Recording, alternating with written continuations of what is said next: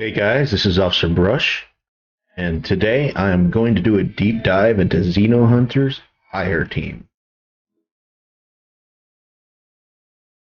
On April 19th, 2022, Miniaturama 3D Printing launched Xenohunters Fireteam. Hailed as an ode to their love of 80s movies like Predator and Aliens, these models were styled as the characters you would see in those movies. From Arnie to Hawkins to Katie and Proxies are very stylized. Honestly, I was a little surprised to see that these models were of decent quality than some of the other ones that I see. From browsing the campaign page, you can see that money was spent on miniature painting as well as videos from well known content creators. It had the models, it had a team.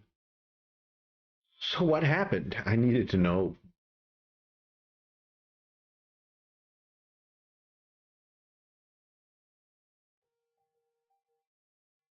Miniaturama 3D Printing joined Kickstarter October 2018, based out of Madrid, Spain.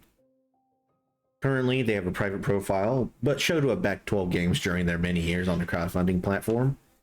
This isn't anything strange or out of the ordinary for most company Kickstarter profiles. Typically, these are not used to back personal projects, so the actual numbers are expected to be low. They state they are in the 3D printing branch of Miniaturama SL.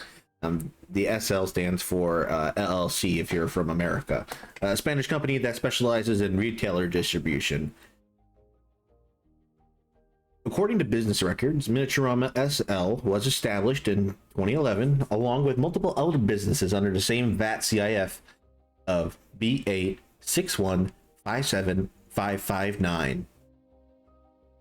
These businesses would be Miniaturama Publishing, Goblin Trader SL, and Miniaturama SL. All of these are listed with the director of Alejandro Delgado Burgar as well as Joaquin Garcia Carreno, the latter being the listed creator for all of the projects launched by Miniaturama 3D Printing. Goblin Trader will be the first focus of this deep dive, in order for us to understand everything that's going to happen. With their home base being their Madrid North store, they operated as a hobby store that sold everything from war games to collector items. According to LinkedIn, Goblin Trader is unclaimed, but it shows that there's 24 employees that work in all kinds of different capacities there. With such a strong foundation, we can only begin to speculate why the project seemed to have obstacles. Facebook page for the company was created May 29th of 2015, and honestly, it's the most active page on their social medias across the board. When you search the page, there's no mention of the Xenohunters at all.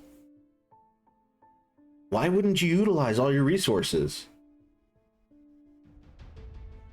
Miniaturama Publishing is a companion to Miniaturama SL, and it lists it as the parent company within its legal notices, according to BreakingWar.com, which is the web store of Miniaturama Publishing. According to data recovered on Facebook, the online presence of Miniaturama Publishing began around September 11, 2018, or 7 years after Goblin Trader. As of July, this page was still active with about 583 likes and 621 followers, with a post engagement rate of about maybe 5 to 10%.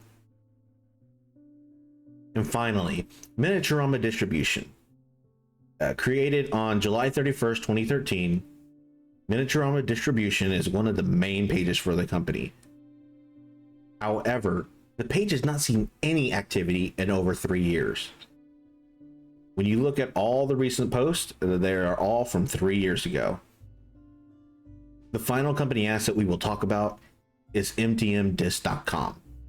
This is one of the main sites for the Miniaturama SL and caters towards distribution fulfillment for retail stores. In fact, you cannot even buy anything from this site as a non-retailer.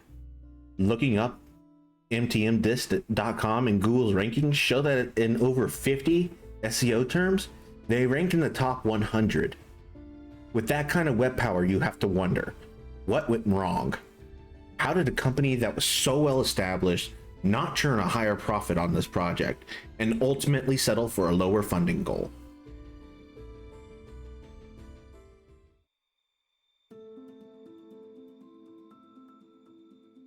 The first project would launch and settle into a trend of about 158 euros a day in pledges. Given that it was a 30-day campaign, the project was set to make about 4,740 euros by the end. A great amount for any first launch for a creator. The most popular pledge was their digital Xenohunter ranking officer tier at 35 euros with about 25 backers. But with the goal of 5,000 euros, this would mean that failure was on the horizon. The first 6 days saw a large influx of backers, but slowly dwindled to about maybe 1 or 2 a day after the initial wave. With a seemingly disinterested crowd, the creators decided to cancel the project and return at another time. When you look at the campaign page, you can even see that they had great visualizations and even videos from Angel Giraldez. The campaign lasted for 22 days before cancellation. About 1 month later, after the initial campaign, Xenohunters would relaunch with the hope that they would reach funding. They had lowered a goal to match their last project's earnings and were energetic about the campaign. This campaign would start off with a decent amount of backers within the first 48 hours. However, this momentum would seemingly die just as quick. By the middle of the campaign, the amount of backers had dropped to 0, and this lull could be felt in the comment section. Kickstarter backer Ubersnug's comments would perfectly summarize the problem. I'm Miniaturama 3D printing.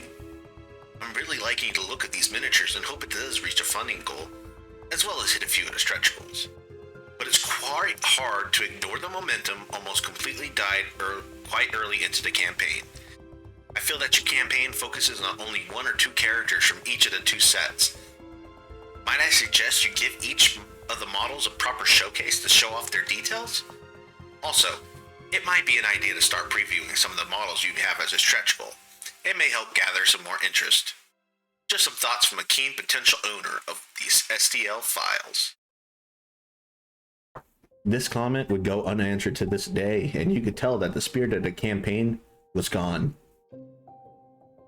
Project would be canceled with no comment or explanation less than 16 days after the launch, and with only 5% of the goal left to be reached. To sum up the changes, the digital Xenohunter ranking officer tier was lowered to 25 euros, and a new 22 euro early bird tier would take the place as the most popular pledge. But early bird tiers are a double-edged sword. Why would you want to back a project for the full price when an early bird tier is offered? With the limited marketing this project faced, this would obviously prove to be one of the major downfalls of this run. Only 16 days after the last cancellation, Miniaturama 3D Printing would relaunch the Xenohunters Fireteam campaign for an 18-day stretch.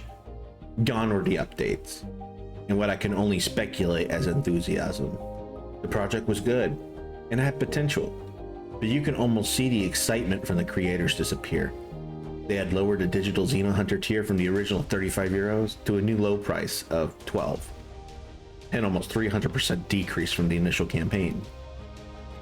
While the actual tier would cost 16 euros, the inclusion of an early bird tier that was backer limited rather than time would see that the full price tier was hardly ever touched.